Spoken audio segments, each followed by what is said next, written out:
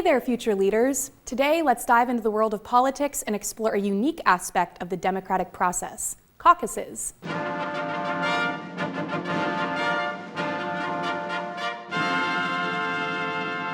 Before we can all go out to vote to elect the next president of the United States, we must determine just who is added to the ballot as a candidate. One way to determine is the primary election, where registered voters cast a secret ballot that later gets counted to determine the candidate with the highest support. But not all states have primary elections. Some, like Iowa, Nevada, North Dakota, and Wyoming, have caucuses. Caucuses are meetings run by political parties where people can have their voices heard and openly express their points of views on the candidates. Picture this. You walk into a room filled with fellow party members.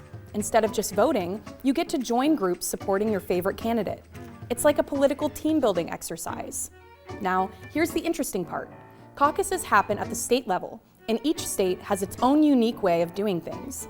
Some states host caucuses early in the election season, setting the stage for the entire race. One such example is the Iowa caucus. Now let's talk about what happens during the caucuses. Voters go to one of the hundreds of caucus sites throughout their state. This could be schools, churches, or other community centers. Each candidate can take the stage to say why they think they would make great presidents. The goal of the caucus is to decide which candidate gets how many delegates.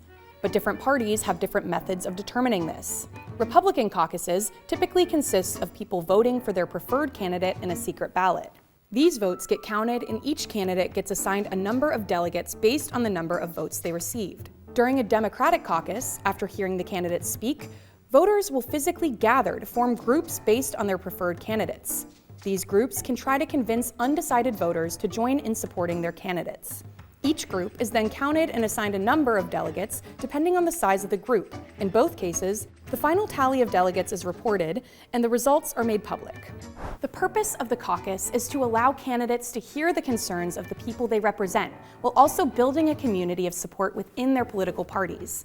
Caucuses can be very influential in determining which candidates get on the ballot to be President of the United States.